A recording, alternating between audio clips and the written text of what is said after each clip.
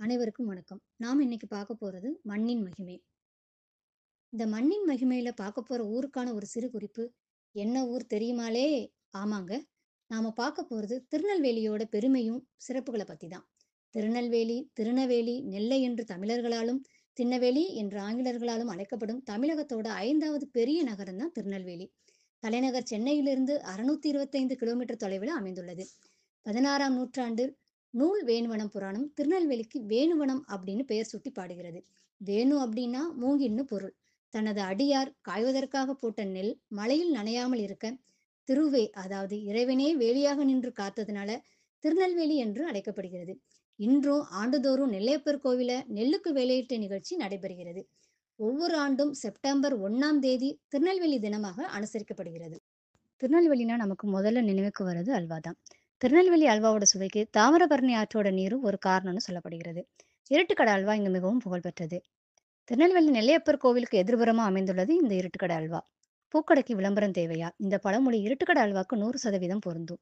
ஏன்னா இன்றளவும் பெயர் பலகையோ மின்விளக்கு அலங்காரமோ விளம்பரமோ இல்லாம தனது திறமையும் தரத்தையும் நம்பி அதுல வெற்றி பெற்றிருக்காங்கன்னே சொல்லலாம்.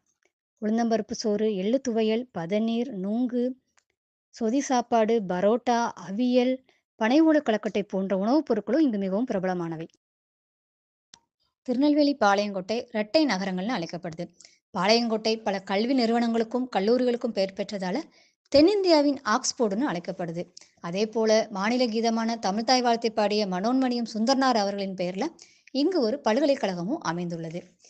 இந்திய சுதந்திர போராட்டத்தின் போது பல சுதந்திர போராட்ட வீரர்கள் இங்கு உள்ள மத்திய சிறைச்சாலையில தான் அடைக்கப்பட்டிருந்தனர். இந்தியாவிலேயே முதலாக கட்டப்பட்ட ஈரடுக்கு மேம்பாலமானது திருநெல்வேலியில் அமைந்துள்ளது திருநெல்வேலிக்கான கூடுதல் சிறப்பு. இதன் முதல் அடுக்கில் சைக்கிள், பைக் போன்ற இருசக்கர வாகனங்கள் செல்லவும், மேல் அடுக்கில் பஸ், லாரி போன்ற கனரக வாகனங்கள் செல்லும் வகையிலும் கட்டப்பட்டுள்ளது.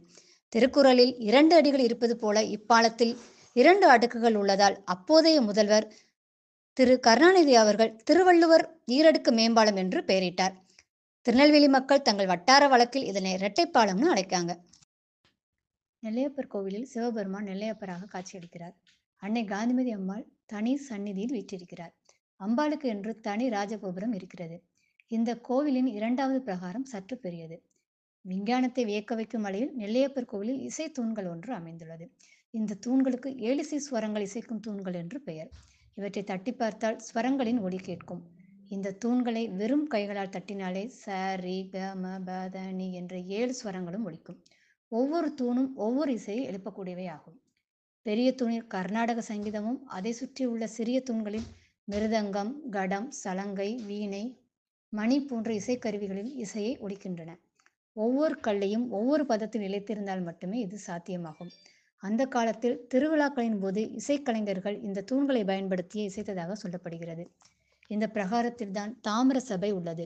63 நாயன்மார்களின் சிலைகள், அஷ்டலட்சுமி, சனீஸ்வரர், சகசிரலிங்கம் ஆகிய சிலைகளும் இருக்கின்றன. அதேபோல் இங்கு ஒவ்வொரு ஆனி மாதமும் தேர் திருவிழா நடத்தப்படுகிறது. தமிழகத்தின் 3வது மிகப்பெரிய தேர் என்ற பெருமையை கொண்டுள்ளது.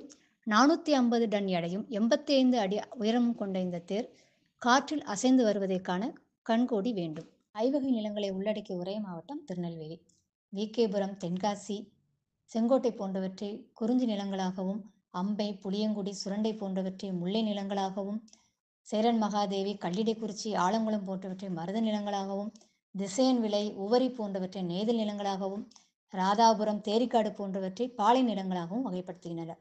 மேலும் பாபநாசம், குற்றாலம், அகஸ்தியர் அருவி, மணிமுத்தாறு, சிவசைலம், பானதீர்த்தம், மாஞ்சோலை, களக்காடு, சங்கரன் கோவில், கல்யாண தீர்த்தம், ஆத்தங்கரை பள்ளிவாசல், கயத்தாறு, சொரிமுத்தையனார் கோவில், கிருஷ்ணாபுரம், திருமலை குமாரசுவாமி கோயில், நவ திருப்பதி போன்ற பல ஆன்மீக தலங்களையும் சுற்றுலா தலங்களையும் உள்ளடக்கியது திருநெல்வேலி. பிள்ளைத்தமிழுக்கு ல அழகு, நெல்லை தமிழுக்கு ல அழகு. மண்ணின் மனம் உங்களையும் கவர்ந்தால் லைக் பண்ணுங்க. வணக்கம்.